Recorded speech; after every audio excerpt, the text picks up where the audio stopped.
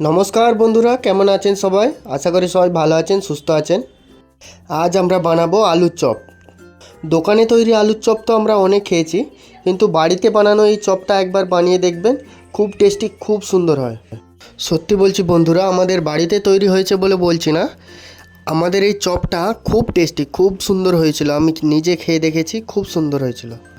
আমাদের এই চপের কাছে পাঁশকুড়ার চপ, হাওড়ার চপ, বর্ধমানের চপ নিতান্তই শিশু।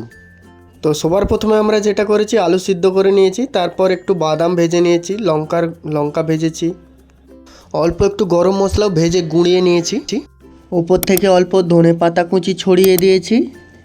মোটামুটি একটা ভালো আলুর চপ বানাতে যেটা মেন প্রয়োজন, একটা মশলাদার টেস্টি আলুর পুর, সেটা আমরা বানিয়ে নেব। আমাদের চপের আলু রেডি হয়ে গেছে, নামিয়ে নেব। আর এদিকে আমরা বেসনের ব্যাটারটা রেডি করে নিচ্ছি। আমরা হচ্ছি মেদিনীপুরের মানুষ, সারাদিনে দুবার মুড়ি না খেলে আমাদের ঠিক পেট ভরে না।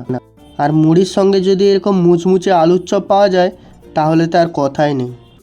তো চলুন বন্ধুরা, আমাদের বেসনের ব্যাটারটা রেডি হয়ে গেছে। এবার আমরা চপ ভাজা শুরু করব। ভালো চপ বানানো একটা আর্ট, একটা শিল্প। আর আমাদের বাংলার মহান নেত্রী তো বলেইছেন, শিক্ষিত যুব সমাজের চপ ভাজলেই চলবে। তাই তেনার কথা মতো আমরা ভালো চপ বানানোটা শিখে নিয়েছি। আর আপনারাও আমাদের এই পুরো ভিডিওটা দেখলে চপ বানানো শিখে যাবেন। তো আমরা চপগুলোকে প্রথমে একবার হালকা ভেজে নেব। বেশি লাল লাল করে ভাজবো না, ঠিক এরকম হালকা ভাজা হয়ে গেলে তুলে নেব। ঠিক একইভাবে আমরা আমাদের বাকি চপগুলো ভেজে নেব। আমরা আমাদের চপের মধ্যে পেঁয়াজ ও রসুনের ব্যবহার করেছি। আপনারা চাইলে পেঁয়াজ রসুন না দিয়েও নিরামিষ পদ্ধতিতে চপটা বানাতে পারেন, তবে পেঁয়াজ রসুন দিলে চপের টেস্টটা চমকে ওঠে।